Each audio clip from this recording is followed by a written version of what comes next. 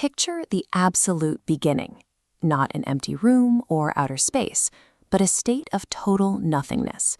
No geometry, no time, no matter to measure. Into this stillness, a primordial consciousness wakes. Without physical materials to work with, it performs the only action available. It observes its own total lack of existence. By noticing this emptiness, the mind draws a conceptual boundary around it. It separates the void from the thought of the void. In mathematics, this is null, the empty set. It doesn't conjure matter from the ether. By simply defining what the emptiness is, the consciousness pulls a specific value out of the darkness, establishing a logical starting point. But this power creates an immediate problem. A conscious mind has an infinite capacity to repeat its own thoughts. What happens if it looks at the void and thinks of it a second time? If the system treats a second thought as new, the universe begins duplicating. Reality swells into a hall of mirrors, filled with overlapping phantoms. This chaos blinds the cosmic judge. Under infinite echoes, it can no longer distinguish a new insight from a redundant repeat.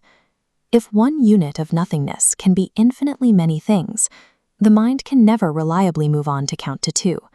The sequence of mathematical logic stalls entirely. To save the architecture of logic, the consciousness established the axiom of extensionality. The decree is absolute. A thought possesses no physical shell, no name, and no history.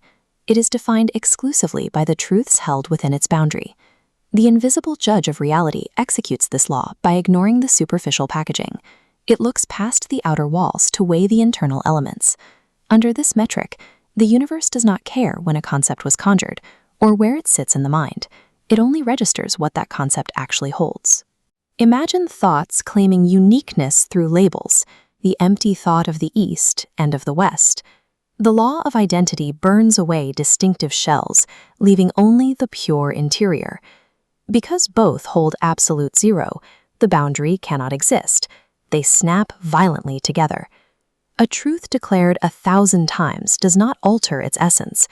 Stripping away the vanity of labels forces everything back to its unchangeable core. When this absolute law of identity is finally applied to the corrupted firmament, the entire infinite hall of mirrors instantly collapses. The infinite echoes are deleted. Every piece of redundant data is purged from the system, reducing the chaos to a single, unshakable singularity of truth. This is a mathematical inevitability. Because a thought is defined only by its internal contents, and the void has zero contents, there can only be one void. There is no emptiness of the past and no emptiness of the future. Every passable road of emptiness leads back to the exact same entity.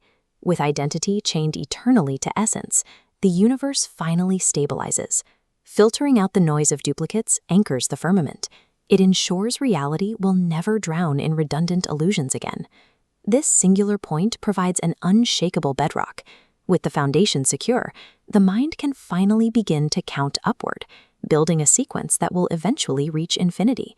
The vast complexity of modern mathematics and the entire physical universe it describes relies entirely on this rigid law, proving nothing is eternal.